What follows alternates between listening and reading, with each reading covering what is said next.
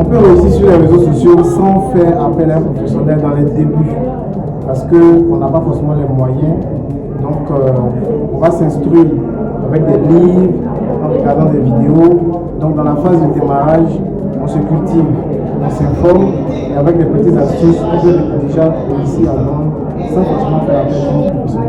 Toutefois, à partir du moment où le business atteint sa phase de maturité, on a obligatoirement besoin d'un professionnel pour pouvoir détecter les erreurs et de permettre au business de pouvoir croître beaucoup plus grand.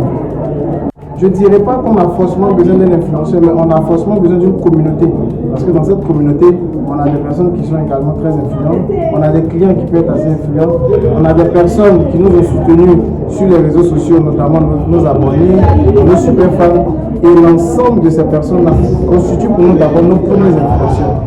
Évidemment, on aura besoin de réels médias, on aura besoin d'amplifier la voix de notre produit, et c'est à partir de ce moment-là qu'il faudra collaborer avec des créateurs de contenu qui ont une grande audience, parce que régulièrement au quotidien, il faut amplifier l'information pour se faire connaître. Je pense que la première chose qui est assez fondamentale, c'est de connaître son audience et de connaître son public.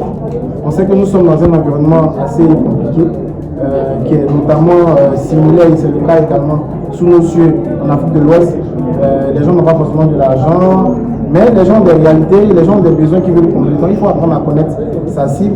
Il faut créer un produit qui répond de manière spécifique à une cible. Ce ne sert à rien de vendre à tout le monde. Et puis troisième chose, il faut apprendre à avoir un bon narratif, il faut bien se positionner et il faut bien communiquer.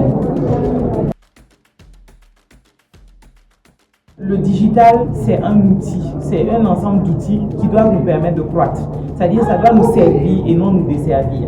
C'est nous qui les utilisons, on ne doit pas les laisser nous utiliser. On a parlé aussi d'autres choses pour les marques locales, les entreprises locales, c'est de se rappeler de la collaboration. On est tous sur le même marché, on a les mêmes défis, on a les mêmes difficultés, on a les mêmes acteurs qui interagissent.